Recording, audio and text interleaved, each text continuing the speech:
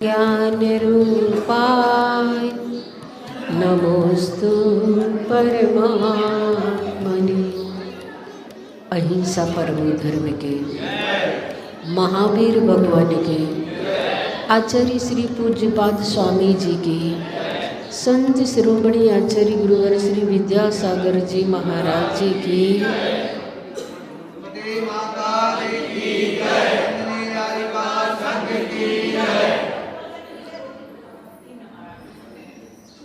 आज हम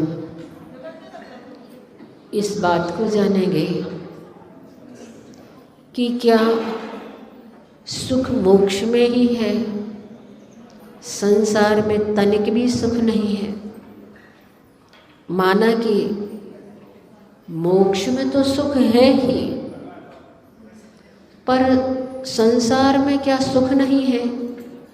जो लोग महापुरुष इस संसार को छोड़ने का प्रयास करते हैं, इसके उपलक्ष्य में आचार्य पूज्यपाद स्वामी गाथा कहते हैं, विपद भव पदावर्ते पदिके वाति वाह्यते यावत् तावत् भवन्त्यन्या प्रचुरा विपदः पुरः। बहुत बढ़िया यहाँ पर उदाहरण दिया गया है और कहा जा रहा है भव पदावर्ते, संसार रूपी घटी यंत्र रहट अब तो शायद ही देखने को मिलते होंगे। पहले आप लोगों ने देखा होगा कि खेतों में जो सिंचाई होती थी रहट के माध्यम से हुआ करती थी और उसको बैल उस घटी यंत्र को चलाते थे। तो पैरों से चलने वाला वह यंत्र होता है घटी यंत्र जिसे कहते हैं। उसमें देखा होगा कि कुएं में एक माला जैसी डली रहती थी घड़ों की या टीन के डिब्बों के। एक तरफ से डिब्बे भरते चले जाते, दूसरी तरफ से खाली होते चले जाते थे और इसके माध्यम से सिंचाई हुआ करती थी। तो यहाँ पर कहा जा रहा है संसार भी एक घटी यंत्र की तरह है। पदिकायव रहट के डंडे के समान यावत, जब तक एक विपत्ति अतिवाहिते समाप्त होती है तावत तब तक अन्य दूसरी प्रचुरा बहुत सी विपत्तियाँ पुरः सामने भवंती आ खड़ी हो जाती है। ये तो सबके जीवन का अनुभव है कि एक विपत्ति हमारी टल नहीं पाती है कि दूसरी विपत्ति हमारे सामने आकर के खड़ी हो जाती है। ये संसार का स्वभाव है, ये संसार का परिणमन है, ये संसार का स्वरूप है। वास्तव में ऐसे सुख दुख में रहते हुए संसारी प्राणी अपनी जीवन यात्रा प्रारंभ करता है। 170 भूमियाँ हुआ करती हैं जिसमें 5 भरत और 5 ऐरावत ऐसे क्षेत्र हैं जहाँ पर काल के प्रभाव हुआ करते हैं। 160 भूमियों में चतुर्थ काल जैसा रहता है, लेकिन भरत क्षेत्र और ऐरावत क्षेत्र में काल के परिणमन होते रहते हैं। हम अभी पंचम काल में जी रहे हैं और पंचम काल जिसे दुखमा काल कहा जाता है, इस दुखमा काल में हम सुख की अपेक्षा रखें असंभव है। और ये तो दुखमा है, आगे तो और दुखमा आने वाला है जहाँ पर डबल दुख है।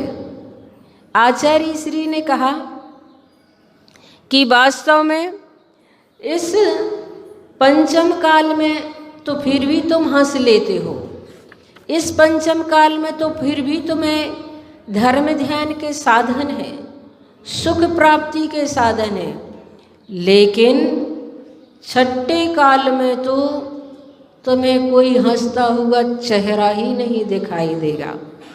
आचार्य श्री कह रहे हैं अभी इस काल में बहुत गनीमत है। पंचम काल में, दुखमा काल में, इस काल का बड़ा उपकार है आप लोगों पर कि अभी आप इतने दुखी नहीं हैं। छठे काल में तो हंसने का भी समय नहीं मिलेगा। हमें तो ऐसा लगता है कि उस काल में हंसने वाली कोई मुद्रा ही नहीं देखेगी। अभी तो हंसने वाले बहुत लोग मिल जाते हैं। उस समय साता का उदय बहुत कम रहेगा। उस समय यहाँ धर्म कर्म कुछ भी नहीं रहेगा। आज इतना रोना नहीं है जितना उस काल में रोना होगा। पंचम काल के अंत में अग्नि ही समाप्त हो जाती है।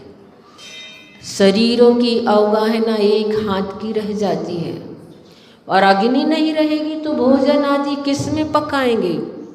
ये सारी चीज़ें समाप्त हो जाती है। सब एक दूसरे को ही पकड़ पकड़ करके अपना जीवन यापन करते हैं। आचार्य श्री कह रहे हैं इसलिए अभी थोड़ा रो करके शांति रख करके सुख प्राप्ति का प्रयास करना चाहिए। कम से कम इस काल में सुख प्राप्ति का साधन तो उपलब्ध है।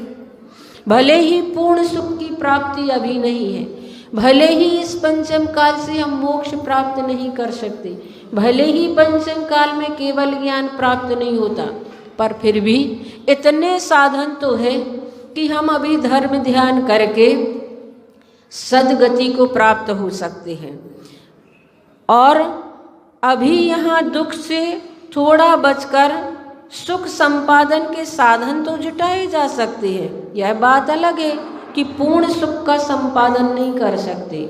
मोक्ष प्राप्ति के कोई उपाय अभी हमारे पास नहीं है। आत्मिक सुख की प्राप्ति का भी आंशिक संपादन तो किया जा सकता है। इसीलिए दुखमा काल के आते ही पहले से ही हम कुछ ऐसा प्रयास और पुरुषार्थ कर लें कि उस समय पर हम यहाँ पर रहे ही ना। स्वर्ग में भी अगर गए और कम से कम भी आयु मिली तो 10,000 वर्ष की होती है। स्वर्गों में सबसे जघन्य आयु 10,000 वर्ष है और नरकों में भी सबसे जघन्य आयु 10,000 वर्ष है। स्वर्गों में देवगति में उत्कृष्ट आयु 33 सागर है, तो नरकों में भी उत्कृष्ट आयु 33 सागर है। राजा श्रेणिक ने जो नरक आयु का बंद किया था, उस नरक आयु में उन्होंने 7वें नरक की आयु का बंद किया था, लेकिन फिर उन्होंने अपने परिणामों को इतना संभाला, इतना सुधारा कि उन्होंने अपने परिणामों की विशुद्धि के माध्यम से उस 33 सागर की आयु को कम करके कितनी कर ली थी? कितनी कर ली थी? 84,000। 10,000 क्यों नहीं की? आचार्य श्री ने हम लोगों से प्रश्न किया था बीना 12 में कि राजा श्रेणिक ने जब 33 सागर से कम की तो 84,000 ही क्यों की? सबसे जघन्य कर लेते, 10,000 रह जाती। 84,000 वर्ष ही क्यों आयु उन्होंने बांधी? तो हम लोगों को तो जो उत्तर मालूम थे कि यहाँ आएंगे तब इतने वर्ष हो जाएंगे, इसलिए इस अपेक्षा से उन्होंने बांधे, ऐसे हम लोगों ने उत्तर दिए। पर आचार्य श्री कहने लगे नहीं, तीर्थंकर प्रकृति की विशेषता होती है कि तीर्थंकर प्रकृति के साथ अगर कोई मिथ्यात्व प्रकृति में आ गया है, मिथ्यात्व गुण स्थान में आया है, मिथ्यात्व के साथ ही नरक आयु का बंद किया है, तो फिर वहाँ पर संगी पंचेंद्री मनुष्य जो होते हैं वो इससे कम नहीं बांध सकते। जो नरकों में 10,000 वर्ष की आयु कही गई है वो असंगी पंचेंद्री की अपेक्षा से कही गई है। असंगी पंचेंद्री अगर नरक जाता है तो पहले नरक तक ही जाता है। 1 इंद्री, 2 इंद्री, 3 इंद्री, 4 इंद्री तो नरक जाते ही नहीं है। क्यों नहीं जाते? उनके पास ऐसा मन ही नहीं है कि जैसे इतने पाप कर सकें। सबसे ज़्यादा पाप मन के माध्यम से होते हैं। तो 4 इंद्री जीव तक तो नरक जाते नहीं है। असंगी पंचेंद्री जीव इतना पाप कर सकता है कि वह पहले नरक जा सकता है। तो पहले नरक में भी वह अधिक से अधिक अगर बांधेगा आयु को तो 10,000 वर्ष की ही बांध पाएगा, क्योंकि उसके पास मन नहीं है। मन के माध्यम से सबसे ज़्यादा हमारे माध्यम से पाप हुआ करते हैं। तो बंधुओं, संसार में सुख और दुख की श्रृंखला हमारे जीवन में रहट की तरह, घटी यंत्र की तरह चल रही है। कई बार हम उन नरकों में गए, कई बार हमने 9वें ग्रेवे यक की हद पाए अनंत वीरिया पद। 9वां ग्रेवे यक यानी 16वें स्वर्ग से भी ऊपर कई बार अनंत वीरिया शब्द दिया है, यानी कि अनंत बार हम 9वें ग्रेवेयक तक गए। हमने कितना भी पुरुषार्थ किया, लेकिन फिर ऐसा पुरुषार्थ नहीं किया जो पुरुषार्थ हमारे मोक्ष में कारण बने। ऐसा पुरुषार्थ हमने नहीं किया जो हमारे आत्महित में कारण बने। तो बंधुओं, स्वर्ग और नरक हम अपने परिणामों के माध्यम से प्राप्त कर लेते हैं। संसार में सुख दुख की श्रृंखला बनी रहती है। जीवन संगम है गम और खुशी का, लेकिन महान होते हैं वो लोग जो गम की स्थिति में भी अपने जीवन में मुस्कुराते रहते हैं और धैर्य और सब्र से काम लेते हैं। कहा है इसीलिए, मुसीबत में शरीफों की शराफत कम नहीं होती, सोने के टुकड़े 1000 करो मगर कीमत कम नहीं होती। तो बंधुओं, हम अपने जीवन में उस परेशानी में, मुसीबत में, मुश्किलों में भी धैर्य से काम लें, और जो जीव परेशान हैं उनके प्रति भी हमारा थोड़ा सा परिणाम उनके उपकार के प्रति बने। मैंने एक उदाहरण पढ़ा कि एक 5-6 वर्ष का छोटा सा मासूम बालक अपनी छोटी बहन के साथ मंदिर में एक कोने में बैठा था, हाथ जोड़ करके भगवान से कुछ मांग रहा था। उसके कपड़े गंदे थे, मैले थे, पर निहायत साफ। उसके नन्हे नन्हे से गाल आंसुओं से भरे हुए थे। मंदिर के लोगों का उस बालक की तरफ मन आकृष्ट हुआ, लेकिन वह बालक तो अपने भगवान से ही बात करने में लीन और तल्लीन था। जैसे ही वह बालक उठा तो एक अजनबी ने उस बालक का नन्हा सा हाथ पकड़ा और सहज स्वाभाविक प्रश्न किया, अभी क्या मांग रहे थे भगवान से? उस बालक ने कहा, मेरे पिताजी मर गए हैं, उनके लिए स्वर्ग मांगा। मेरी माँ रोती रहती है, उनके लिए सब्र मांगा। और मेरी छोटी बहन माँ से नए कपड़े सामान मांगती है, उसके लिए पैसे मांगे, ना चाहते हुए भी। अजनबी ने उस बालक से प्रश्न किया, तुम स्कूल जाते हो?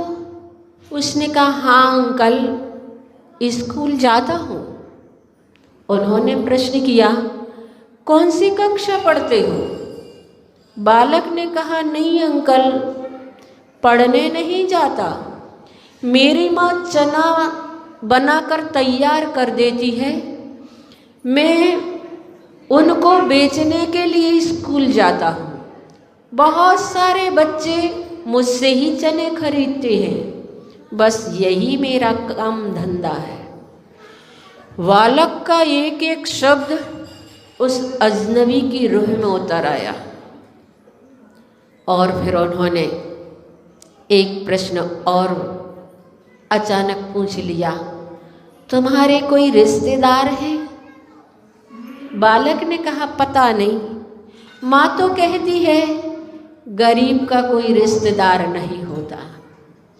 वैसे माँ झूठ नहीं बोलती, पर लगता है मुझे कभी कभी माँ भी झूठ बोल देती है। जब मैं भोजन करने के लिए बैठता हूँ, माँ मुझे देखती रहती है। मैं माँ से कहता हूँ आप भी भोजन करें, तो वह मुझसे कहती है मैंने तो कर लिया, मैंने कर लिया था, अब तुम कर लो। मुझे लगता है उस समय माँ झूठ बोलती है। तो उस अजनबी ने कहा, अगर तुम्हारे घर का खर्चा हम दे दें तो क्या तुम पढ़ाई करोगे? बालक ने कहा, बिल्कुल नहीं। उन्होंने पूछा, क्यों? तो बालक कहने लगा, पढ़े हुए गरीबों से नफरत करते हैं। आज तक किसी पढ़े हुए ने मुझसे कभी नहीं पूछा कुछ भी, पास से ही गुजर जाती है। सुनकर उस अजनबी व्यक्ति को बड़ी हैरानी हुई और शर्मिंदगी भी लगी। उस बालक ने कहा, मैं हर रोज इस मंदिर में आता हूँ, पर कभी किसी ने मुझसे कुछ नहीं पूछा। मेरे पापा जी को सब जानते थे, पर मुझे कोई नहीं जानता। और बालक जोर जोर से रोने लगा, कहने लगा, अंकल जी, बाप के चले जाने पर बेटा अजनबी क्यों हो जाता है? उसे कोई क्यों नहीं पहचानता है? इस बात को सुनकर वो सज्जन हैरान और परेशान थे। सोचने लगे, पता नहीं दुनिया में ऐसे कितने मासूम लोग हैं जो ऐसी हसरत से घायल हैं। प्रयास करिएगा कि कोई ज़रूरतमंद अगर हमारे आसपास हैं, हमारे पड़ोस में हैं, तो हम उन बेसहारों का सहारा बने, हम उनकी मदद कर सकें, हम उनके जीवन में कुछ कर सकें। तो बंधुओं, वास्तव में जीवन तो संगम है गम और खुशी का। आज हमारी ज़िंदगी में खुशी है, कल गम आ जाता है। आज हमारी ज़िंदगी में आसानी है, कल मुसीबत आ जाती है। आज हमारी ज़िंदगी में दिक्कत है, तो कल राहत आ जाती है। ये वक्त का तकाजा है, एक चक्र है जिसे हम जी रहे हैं। और यही गाथा ये कह रही है कि ये रहट की तरह, घटी यंत्र की तरह प्रत्येक संसारी प्राणी का जीवन चलता चला जा रहा है। इस रहट से, घटी यंत्र से परे होकर के हम अपना जीवन जिएं। इस गाथा का अर्थ सिर्फ इतना ही समझें। और आज रविवार है, हम आचार्य श्री की पूजन करेंगे। उसके पहले 9 बार बड़े बाबा का जाप करेंगे। ओम ह्रीं श्रीं क्लीं मैं बड़े बाबा रे हम नमः।